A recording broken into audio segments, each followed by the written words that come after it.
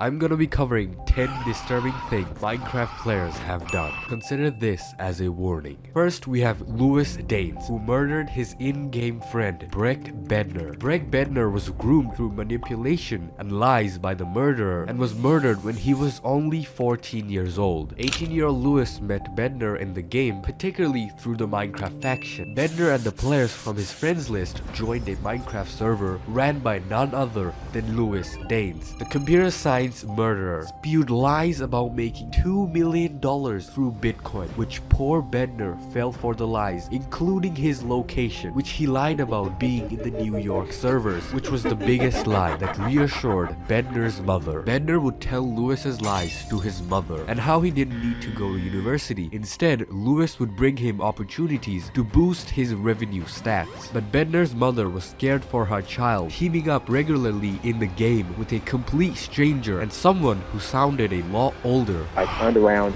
and I slashed his throat. But she was relieved when she heard that he lived in a completely different server from her son. But one day, Bednar came to his mother with a 2-page letter explaining how if he didn't receive more freedom, he would run away from the house. Reading the letter, Bednar's mother realized that the letter was written by none other than Louis, his so-called online friend. The panicked mother asked help from older players around her and later went to the police. The terrified mother filled out a complaint, but the staff team stonewalled her. But the police continued to ignore her case, which would lead to the poor Minecraft player losing his life. The murderer Louis Daines was once accused of sexually assaulting a young player, but the charges never went through. But Louis from that day on was on the criminal database. Yet the police didn't care enough and closed the case hours after the complaint was filed. Bednar's mother told her friends about the lies of Louis and her worries. The other veteran players became concerned and hosted a meeting with the younger players, including Bednar. They came to the conclusion to ban Louis Daines from the young player's life, who were also grounded. But little Bednar snuck in an MP3 player and recorded the entire conversation, sending it to Louis. Then the gaming group took their team chat under the radar of their parent. The following months, the mother and the son's relationship went back to being normal, and the gamer tag Louis was never heard of ever again until the tragedy happened. In 2014, Bednar went to Spain in a school trip where he met a beautiful young girl whom he liked and took a picture with and posted it on Facebook. This trip made young Bednar appear less online, meaning less playing with Louis, which made him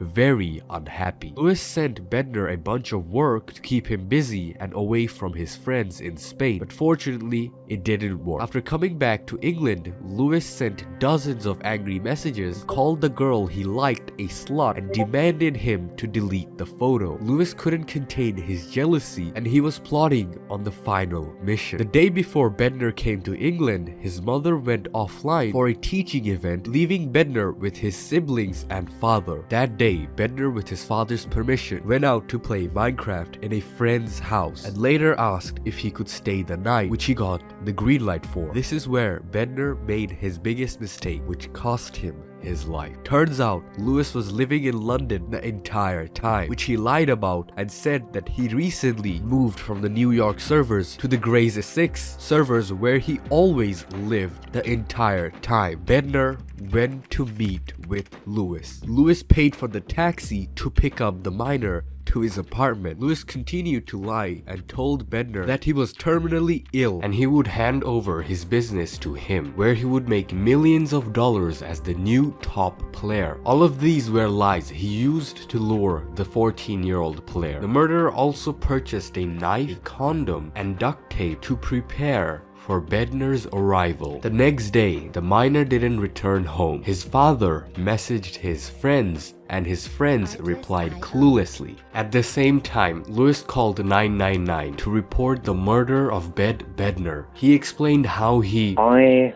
grabbed a knife and I stabbed him once in the back of the neck, I believe somewhere near the brainstem. I think I stumbled on my chest of drawers, I fell over. The fight ended with me cutting his throat. I believe I turned around and I slashed his throat. All lies. He picked it up, opened it, and then lost control. The inspector asked, Are you telling me you've killed somebody? Yes. When the police invaded his den, they found Bednar bleeding from his neck and dead from the stabbing. Bednar was duct taped to the bed. His clothes were in the garbage. They found all of Bednar's electronics washed up in the sink. Lewis was hoping to erase all the evidence and the year-long chat log. The police managed to recover it all. They found all the text messages of him grooming and luring him in. The worst of it all, Lewis took pictures of Bednar's dead body and sent it to 2 other members of the gaming group. The autopsy revealed that he was also sexually assaulted.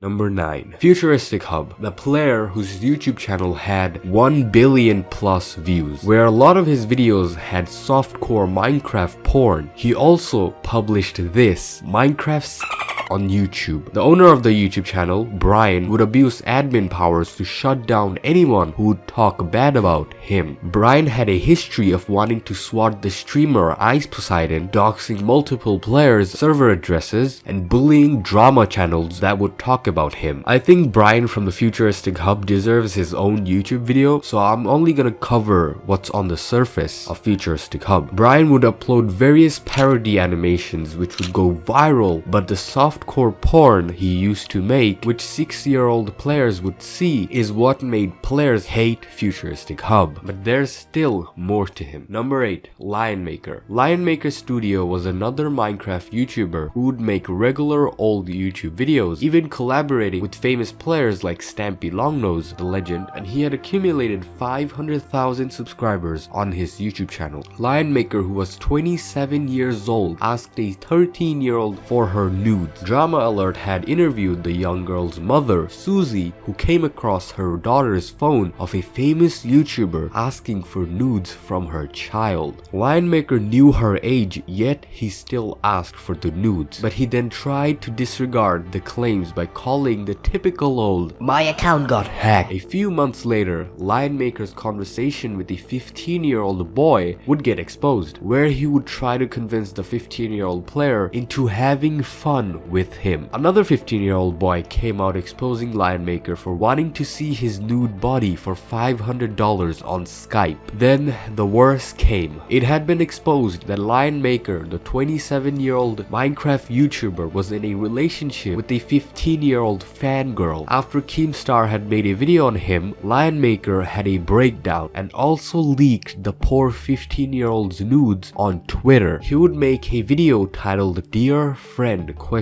where he would have a complete mental shutdown. After this, Lionmaker fell off hard. Number 7. The Government Witch Hunt. This started with 3 players, Bogdan Andrew, Dennis Mikhailenko, and Nikita Uvarov, who were just 14-year-old players who got arrested in Siberia, charged with terrorism to overthrow the government. But this was all bogus and lies. The Russian government put a 14-year-old in jail for playing Minecraft. The real story is, the 3 players were posting leaflets of Azat Misadakov, who was a mathematician who was being framed. So naturally, the 3 players were supporting Azat with the leaflets, which caused them to get arrested and were interrogated. The boys' computers were checked, where in Minecraft there was an exact replica building of the FSB, which is basically Russian CIA. They were charged with terrorism because they had a building made in Minecraft, accusing them of blowing it up. They were also charged because of shooting games found on their computers like Call of Duty and Valorant. They had found the boys playing with fireworks in an abandoned building, which they accused them of practicing for firearms and training for terrorist activities. The 2 boys were in house arrest because they were cooperating with the government, and the terrorism charges were dropped. But Nikita was in detention for 2 years with brutal interrogation, and he received 5 years of prison time because he didn't cooperate with the government. I can't believe that this is actually real. This is just how harsh the Russian government really is. Number 6. Underage drawings of Minecraft YouTubers. TommyInnit, who was 16 years old. Players would draw inappropriate drawings and fanfictions of TommyInnit with other Minecraft YouTubers like Dream and Tubbo. These these degenerate artists who draw sexual pictures of minors, which is practically breaking the law, and Tommy in it responded to these drawings. But boys, any of this not